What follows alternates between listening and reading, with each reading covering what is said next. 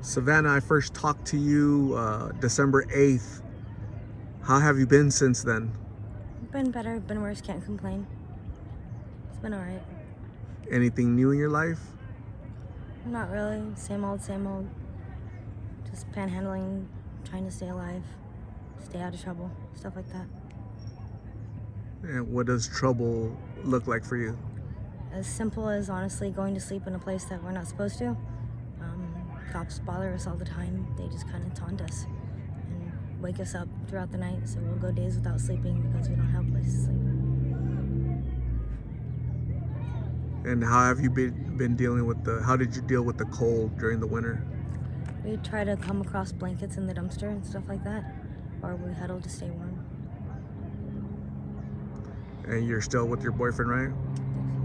So that's kind of like a big help for safety wise. That helps a lot. Absolutely. You'll honestly be surprised how many women go to sleep and wake up to some random guy they don't even know trying to touch them, and it's terrible. They don't take no for an answer out here. That's terrifying, right? Yes. What have you the past couple months, have you thought about going to treatment? Have you gone to treatment? Anybody reached out to help you? No, in treatment, most of the beds you have to wait for a bed to be available, and even then, they don't let couples stay there. They isolate you. And me being SMI, would not be allowed to leave. It feels like we're trapped, and being hardships on the streets, we have a lot of anxiety, and they don't really help. Plus, like I said, with the COVID, beds are full, and it's hard to get in a place and do things the way they want you to do and still be comfortable enough to walk out here on the streets. One thing I hear is that there's lots of rules. Anytime you guys go to shelters or to treatment centers, just lots of rules. Is that true for you? So many rules. You're not allowed to be with your boyfriend, or you're not allowed to, couples aren't allowed to, you can't even have your friends there. You're not allowed to associate with people for months, sometimes on end. You're locked down for 3 days to a couple weeks, and if you don't follow the rules, they'll just kick you out on the street, and sometimes they don't even give us their stuff back that we came there with, like blankets and such. They just wash their hands of you. They look at us like drug addicts and crazy people instead of actual human beings.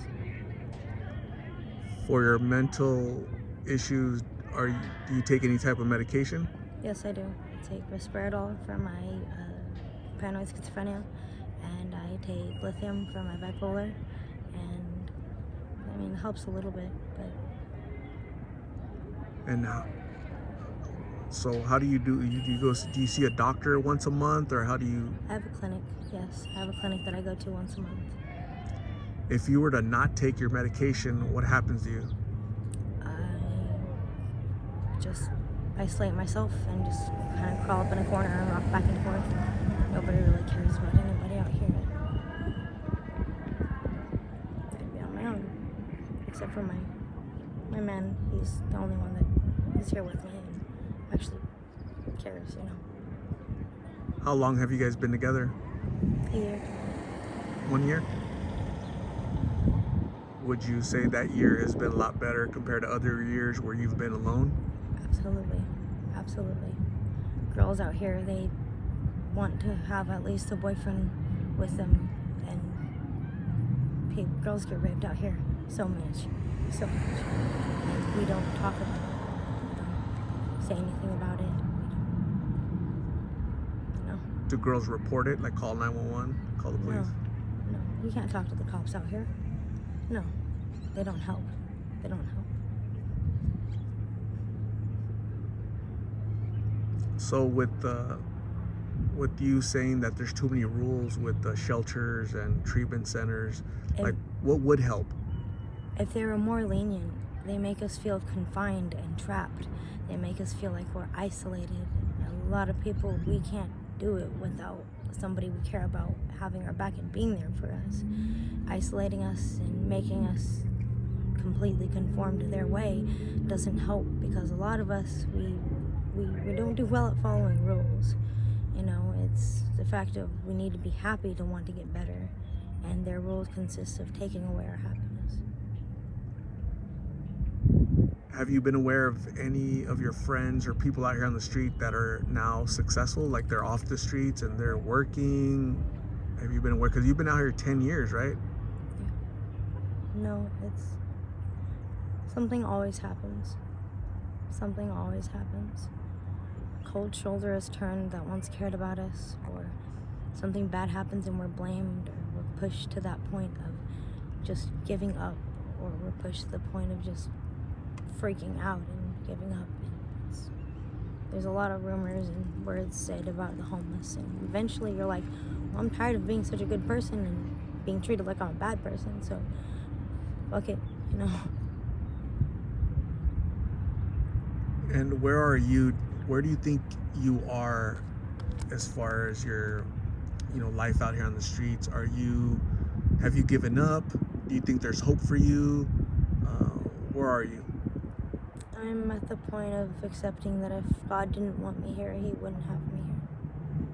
You have to be content in any situation and learn how to grasp onto what little happiness there is and just accept that for that. It is what it is. And any other advice that you would give to people? Some people come out here because mental issues, emotional, family issues, but then there's also substance abuse, right? What would you tell like young people? Because so many young people out here, there really are lots of young teens, young adults. Any advice for those type of folks that are thinking about trying blues or any other substance? My advice, honestly, would be even to parents and people who aren't addicts and aren't in a hard time, is try to be more understanding, more open. Just because somebody isn't the way you want them to be, it doesn't mean they're a bad person. Be understanding, and for a person who is looking at this and wanting to try blues, don't do it. Don't do drugs. A lot of us do it because we honestly have emotional issues and shit has happened to us, and nobody is there to understand. They're more likely to tell you to conform and be the way they want you to, or wash their hands of you, or be mean to you. Just be more understanding. What about parents? What signs can parents notice about their children going through, transforming, being more rebellious, or friends? Isolation, and talk to your kids about drugs and people. You are who your friends are. If you get into the wrong crowd, 9 times out of 10, you're gonna, if you hang out at a barbershop, you're gonna eventually get your hair cut, And talk to your kids about drugs. Talk to your kids about their feelings. If something's bothering them, let them be open about it. If your young boy is crying, don't tell him to man up and smack him upside the head. Be open and understanding. Not everybody is the way that you want them to be, but it doesn't mean that they need to be punished for it. Care about people instead of trying to make them be the way you want them to be. Talk to your kids about drugs. Don't be easy on the issue. Don't ignore it. Don't pretend it's not going to be your kids, right? Don't ignore it. It could very well be your kids that get emotionally hurt and try to cover up pain. It could be your kids that get into the wrong crowd and try that drug that everybody else is doing and then get hooked on it. It could be anybody out here. I've seen people that damn now millionaires lose everything because shit happens. Be there for these people. Don't ignore them. Really good advice from somebody I know, somebody that's out here in the streets. You've been out here for 10 years, and it's a long time. And the good thing is you're surviving, and for the past year you've had your boyfriend to protect you, okay? So Savannah, thank you very much for giving us an update and letting us know that you're okay and you're still out here trying to survive, okay? I'm gonna hand you a goodie bag donated by one of my subscribers, a friend of mine. Her name is Shorty. So here's a bag. Let's see what's in there to see if those are items that you can use. Wash clothes. Thank you. It's so hard to come by clean clothes out here. We find our clothes in a dumpster and we just smell them to make sure they're okay. So, thank you. There's also like a little letter right there.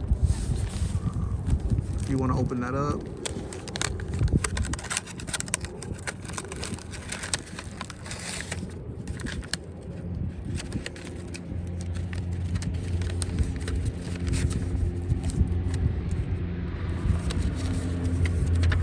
Can you read to see what it says real quick? First, I want to say thank you for accepting this blessing bag my friends and family helped me make for you. I only ask that you do me a favor and say a prayer for me as I battle my struggles with depression, addiction, and awful thoughts as well. When you can, please pay it forward and bless someone by simply being a friend and helping someone in need. I hope these items help out a little. Be safe and please call Art to go to treatment. We really do care about you. I'm praying for you. Stay blessed and stay groovy.